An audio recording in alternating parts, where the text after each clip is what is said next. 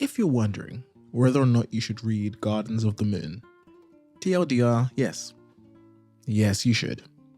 Steven Erikson's sprawling fantasy epic, Malazan Book of the Fallen, follows the story of the Malazan Empire and its interested and apathetic players that they share this world with.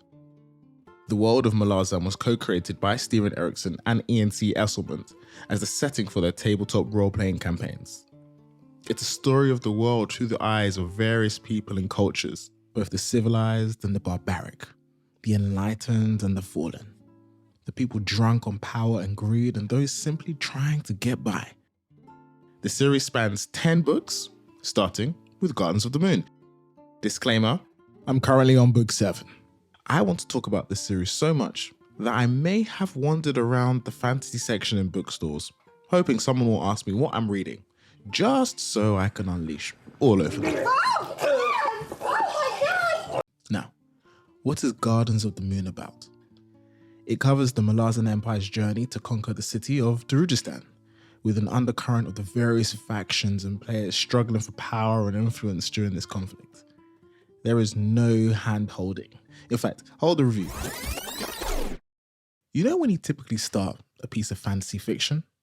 Exposition is done in a recognizable way, like a streetwise kid explaining the rules of a city, or a wise old master explaining the magic system. And I show you how deep the rabbit hole goes.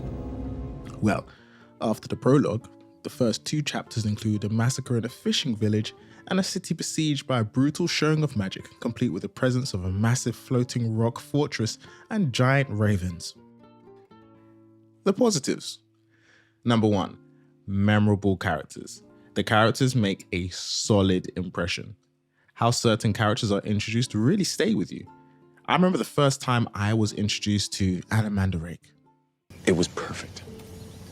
Perfect. Everything. Erikson has this way of keeping him at arm's length, which only adds to the intrigue. If we're talking about intrigue, need I say more than Krupp? Now, Krupp is one of those characters that is hilarious to be around until you may need crucial information from him. And then you are at serious risk of murdering the guy in frustration.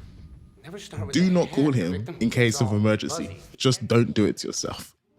Speaking of murder, Kalam Mecca, your favorite assassin's favorite assassin. I am sure, without a shadow of a doubt, that there are assassins in the Malazan world that have posters of Kalam on their bedroom wall. This guy is so impressive. He is a specimen, my friends. Number 2, great action scenes. One of my favorite action scenes in the book is towards the end, and it involves an assassin chase across rooftops with demons and mages. Need I say more?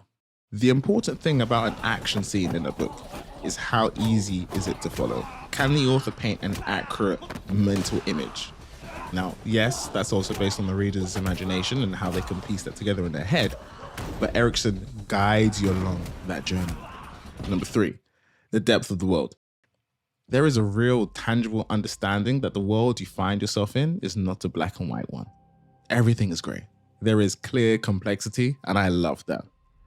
There's a time and a place for traditional good character defeats big bad storylines.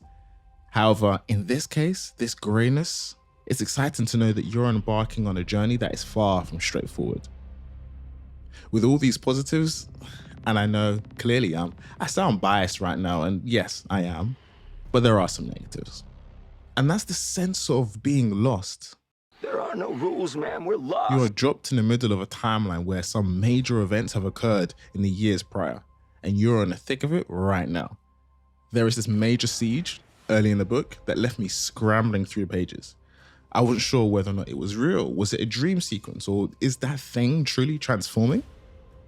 It feels like you've been dumped in another country and have to pick up a new language by pure immersion. There are also a ton of characters to keep track of. Trying to figure out their importance and decide which ones you'll commit to memory can be disorientating and tricky. With all this being said, what do I really think?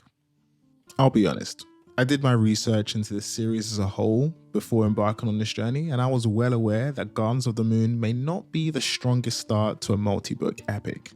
However, I was drawn to some of the deeper themes that are explored in the series. war, power, religion, formation of mythology and legends, ambition, grief. He still manages to weave in thematic threads of camaraderie and family bonds, joy. Putting aside my clear bias, I would give this a 7 out of 10. I would certainly recommend this book. However, it's not without its challenges. Take it for what it is. And if it helps, the writing skyrockets in quality almost immediately with the second book. If you're interested in a complex and intricate plot, a storytelling method and style that I would say is akin to tracking wild animals in the bush, picking up on valuable pieces of information and science, give it a try and let me know what you think. Please join me on this journey. And if you have finished this series, let me know what I've got in store. Drop a comment, hopefully you enjoyed this, and I'll catch you next time.